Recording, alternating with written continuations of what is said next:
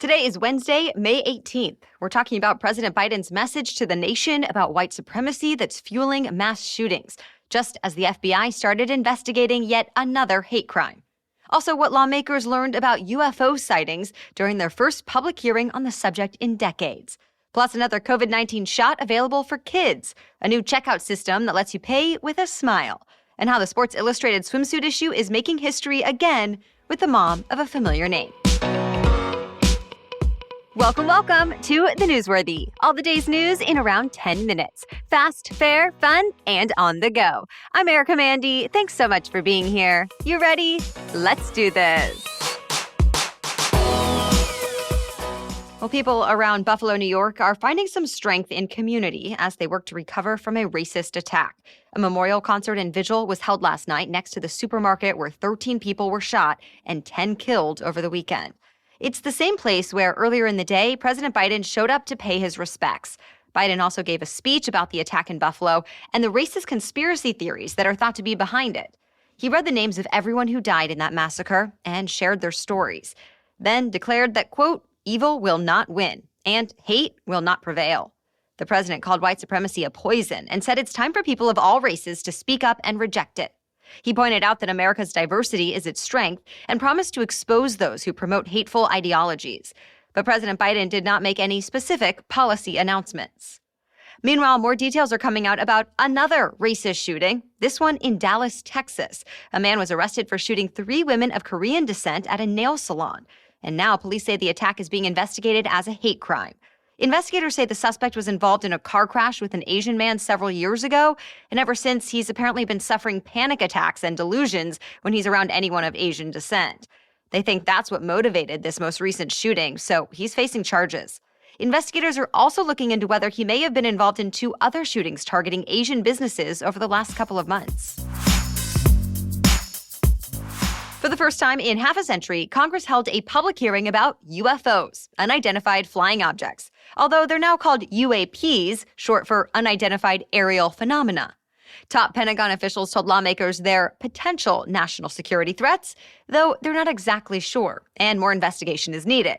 But they did testify under oath that the government had not collected materials from any alien landing on Earth, debunking one popular theory. The defense officials also released videos of UFOs.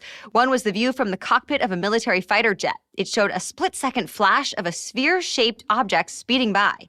Analysts have apparently been unable to explain what that object was. 2 other clips showed a floating green triangle moving through the sky. Those 2 videos were captured in different places and different times. The Pentagon is now creating a new task force to examine UFO reports in hopes they can be better and more quickly identified. Officials say, quote, we'll go wherever the data takes us.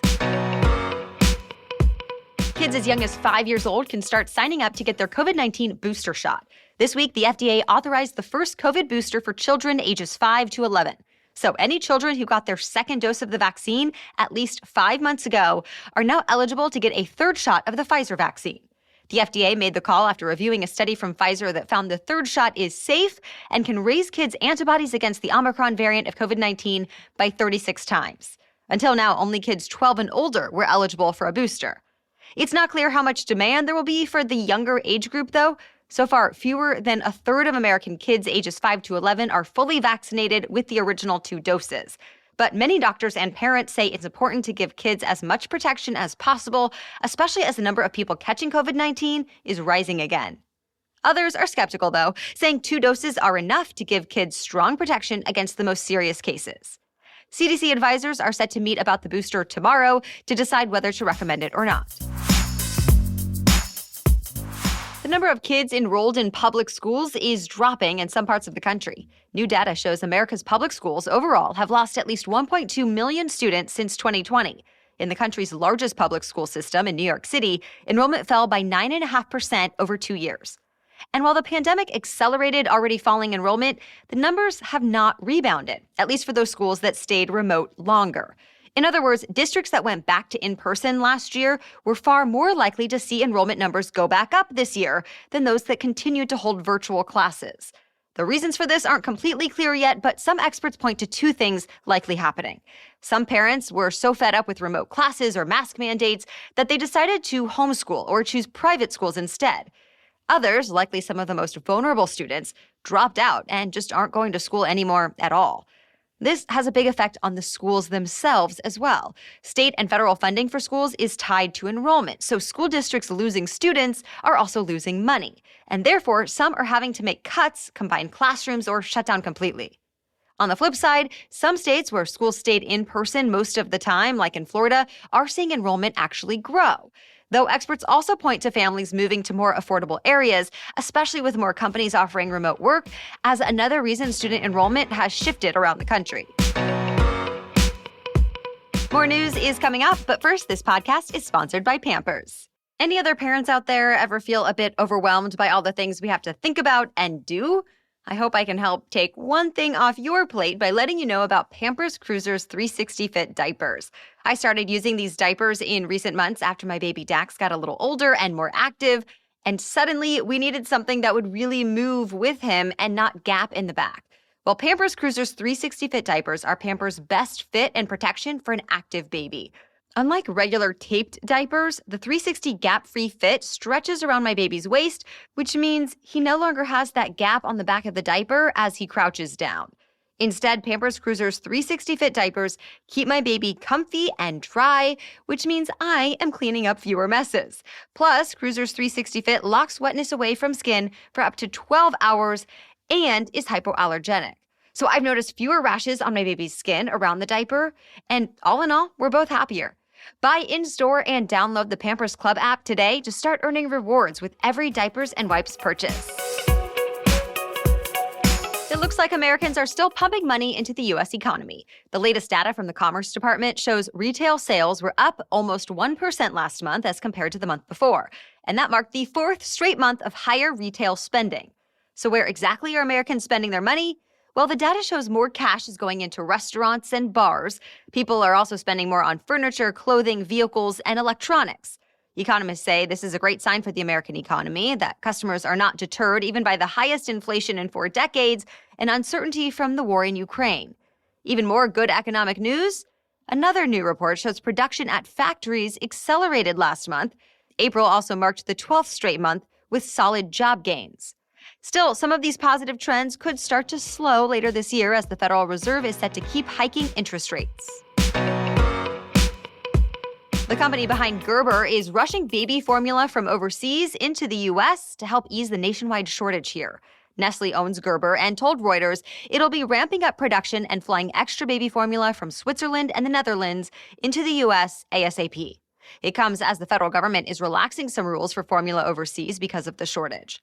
Nestle says it's prioritizing 2 of its brands because they're for babies with a cow's milk allergy and serve a critical medical purpose. Remember, the formula shortage in the U.S. started with supply chain issues, but got much worse because of recalls and a manufacturing plant shutdown. The manufacturer, Abbott, said this week it's working with the FDA to get its closed facility back open in a couple of weeks.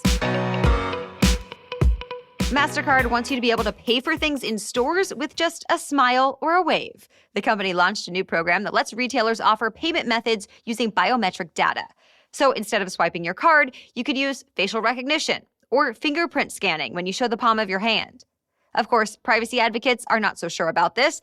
They've been concerned about companies using biometric data for a while now. But Mastercard says all the data customers provide is encrypted and protected. The program is already live in 5 grocery stores in Brazil. Mastercard plans to roll it out to more places around the world, including here in the U.S., later this year. A bunch of new features are coming for all kinds of Apple products, like iPhones, iPads, Apple Watches, and iMacs. Apple says all the new tools will help people with disabilities. One of them is called door detection. Apple says it can help users who struggle with vision find a door when they arrive at a new place. It will tell them how far they are from the door, tell them if it's opened or closed, and if it's closed, it will let them know whether you open it by turning a knob, pulling a handle, or pushing. A live captions tool will also be coming, so people who are hard of hearing will be able to read audio content in real time. It should work on FaceTime calls, any streaming media content, social media apps, and even conversations people have with someone right next to them. And that's just to name a couple of features out of the 9 that were just announced. Elon is not the only Musk making headlines these days. His mother, May Musk, is now making history as the oldest model to ever be featured on the cover of the Sports Illustrated Swimsuit issue. At 74 years old, May Musk was photographed in Belize wearing a variety of swimsuits. This isn't anything new for her since she's been modeling for 50 years, but this shoot was extra special. In an interview Sports Illustrated released, Musk said, quote, "I'm very excited to let people know that women in their 70s are gorgeous." She's actually one of the 4 cover stars for different versions of this year's swimsuit issue. The others are reality star and businesswoman Kim Kardashian, singer Ciara, and musician and fashion entrepreneur Yumi Nu. They come out on newsstands tomorrow. And that's it for the main news today. So now it's time for Work Wednesday, when we break down one interesting career or work-related news story every Wednesday. But first, another message from our sponsor, Pampers. So I want to mention a couple more things about my favorite diapers for my baby Dax, the Pampers Cruisers 360 Fit. I already mentioned how comfortable they are for him and that they help us avoid that annoying gap in the back of his diaper, and that they lock away wetness from skin for up to 12 hours. Well, they also help me avoid a wrestling match at the changing table. Yep, forget securing diaper tape between kicks and screams. You know what I'm talking about. Because Cruisers 360 Fit diapers are quick and easy to pull on your little one. I actually like to let Dax stand up while I pull them up the rest of the way, and he's so much happier that way. And taking these diapers off is even easier with the appropriately named Easy Tear sides. You literally just rip them off at the sides. There's even an attached disposable tape that makes it easy to rip, wrap, and roll the diaper before you throw it away. So buy the Pampers Cruisers 360 Fit diapers in-store and download the Pampers Club app today to start earning rewards with every diapers and wipes purchase. Now back to Work Wednesday. Business travel seems to be making a comeback, slowly. In the last couple of months, industry trade groups and hotel companies say they've been seeing big upswings in small business meetings, as well as larger trade conventions and trade shows. The major U.S. airlines also say they've seen a jump in business travel bookings. But things haven't exactly gone back to the way they were before the pandemic started. As the New York Times points out, some employers are still setting limits on travel. In other cases, COVID-19 restrictions keep visitors from going to the offices of people they want to see. And of course, international business travel is still really lagging, since many business hubs like China and Japan are still dealing with outbreaks and strict restrictions. Even within the U.S., though, the business travel rebound sort of depends on the destination. Like in Las Vegas, there are actually more trade shows and events scheduled this year than in 2019. But in New York City, business travel is not expected to top 2019 levels until 2025.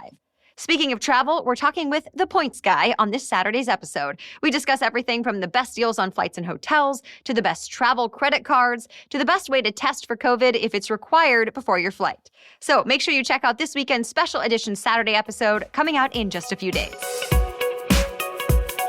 Well, thank you so much for joining us as part of your routine and for sharing the show with your friends, family, and coworkers.